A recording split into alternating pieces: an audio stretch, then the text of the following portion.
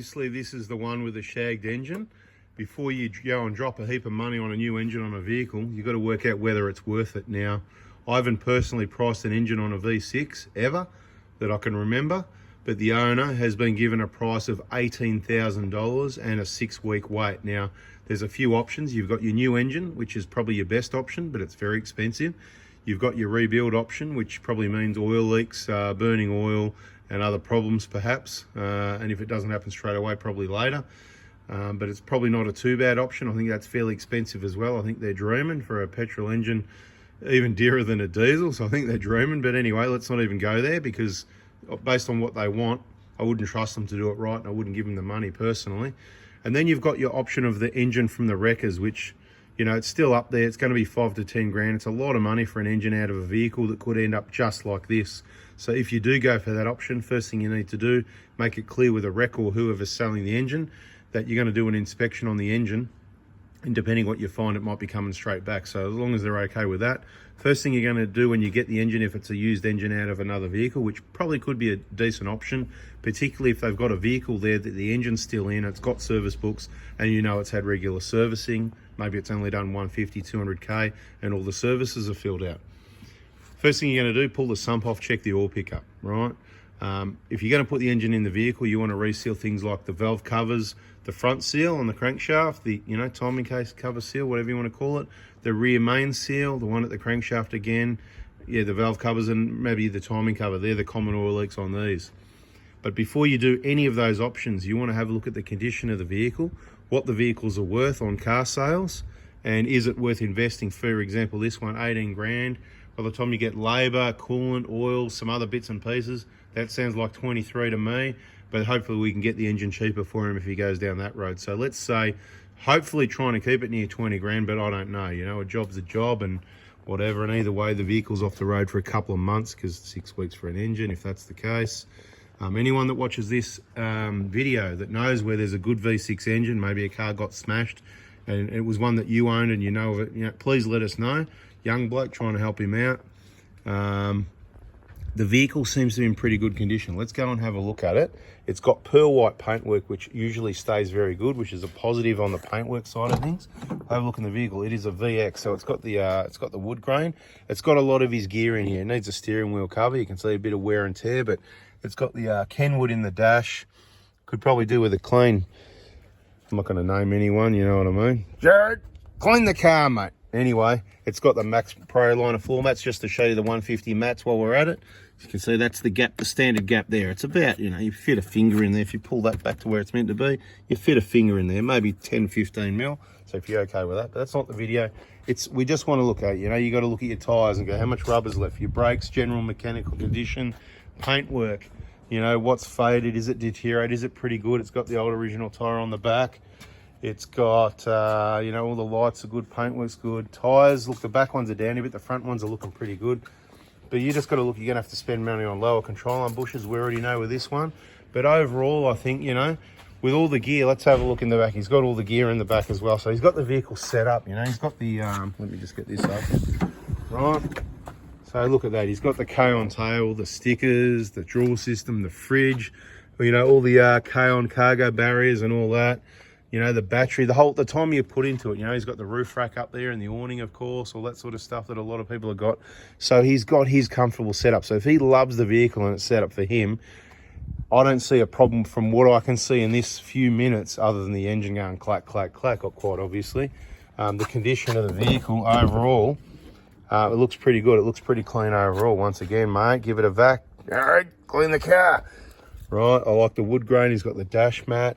The plastic, you look at the condition, you look at the plastic. This is what I'm saying. The Grande is very forgiving because of they have an extra coating on all this silver part. It's better than just your normal 120. So I'll say it again, it's a VX. So it's got traction control. It's going to be good on the tracks. One of the downsides you can see here, see the cracked dash, really bad, to the point that someone, whether it's him or previous owner, has actually glued the mat on. Now, if you're not aware, this is a safety issue because there's an airbag here, so this is dangerous. And Toyota, I'm going to go as far as to say Toyota will replace this dashboard for free under warranty. It's dangerous. It's badly cracked. Okay, this is an 06, by the way. Badly cracked. This is a safety issue. There's an airbag that's meant, see that SRS airbag, that cannot deploy correctly with that mat there. That is dangerous. Soon, I'll say they will replace it, because as soon as they see this, they're going to not like this. And you know what? If something happens to someone, they don't want their name on the front page of the newspaper, or in this case, it's not newspaper anymore, it's front page of Facebook or YouTube. Not by me, of course. Under the bonnet. Overall, the engine, you know, there's a lack of oil leaks, but there's nothing good about that, because, you know, we know the engine's gone anyway, but there's a lack of oil leaks. The exhaust looks good. Under here, all the steel and everything looks all right. We should check for cracked guards, because it all contributed. Big batteries down here, any cracked guards there? No battery here, so this one will be all right. But overall, I mean, you've got some bad paintwork there. So maybe under the bonnet because of the heat of the V6, because there is a problem with the paintwork on some of these vehicles as well. So let's just have a look. Yeah, here we go. So I'll just sit that there. We've got a bit of a bull bar alignment issue as well. So we'll just sit that there. It's so bright out here. It's in my eyes. Right, so the bonnet needs some paint, but you know what? That's not a big deal. And there was some paint issues. I think this was one of the colors that got hit by something though. There's a possibility that Toyota would do something with paintwork as well. I've heard of people getting some paint repairs. See what's going on up there? That's just general flaking. That's, you know, it's not really up to standard, to be quite honest, to have a white, pearl white color like this. So I believe Mr. Toyota would be, give them a push and a shove, be nice at the start. And I believe that they're going to do the right thing and change that dash and fix up that paintwork. But the engine, you know, I mean, this is where they're going to say, show us the service history. And, you know, we already looked at the book in the other video. Subscribe, turn the bell on if you missed all that. You miss out on all the action if you're not.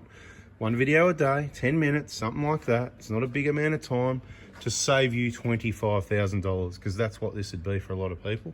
There's a time will come where you can't get an engine. What are you going to do? Oh, not worry about it, just sell it, buy a new car. You can do that. It's just 80 grand plus all these mods again, another 30 grand. So what, a new Prado with this gear these days, another 120 grand, something like that, you know. What's cheaper, 120 grand or change your oil? You get the message I'm trying to put out there? And not just with change your oil. You can't trust everybody's going to do the right thing. So you've got to check out the engine by all these pointers that I've made in all these videos, why I'm wasting my time to try and help save some more engines, trying to help you out here. So anyway, down here it all looks good. You've got the standard auto cooler there, beautiful, because the V6 has got the grunt, more revs, and it makes the transmission get hot a lot quicker. That's why it's standard. Okay, but the condition of everything else I'm seeing, I'm not looking at this vehicle finding a reason not to put an engine in it. I thought I was going to be looking at it going, yeah, the paint's stuffed and everything's stuffed, but I believe there's a solution for every problem on this vehicle. And with his setup, it's probably worth doing. You know, it's at a push. It's probably worth doing given the price of a replacement vehicle and what you're going to be able to get out of this vehicle. I mean, you can swap all the gear over, yeah. He needs a headlight kit, whatever. So anyway, I hope you get the picture. Some of the things you've got to think about before you decide. It's not just throwing the towel. He's going to need to think about this. It's not up to me. It's not my car. I don't know how much he loves it. There's certainly money to spend besides the engine, and there's some work to do asking for, asking for some things to replace, as I think they should be. Anyway, that's another video. We'll wrap that one up. We'll let you know what the actual cost of some of the options are and what he goes for if he does. So, you know, information for you to help you in case it does happen to you, but let's hope it doesn't. If you watch this video, I'm tipping it's not going to happen. Thanks for watching, guys. Catch ya.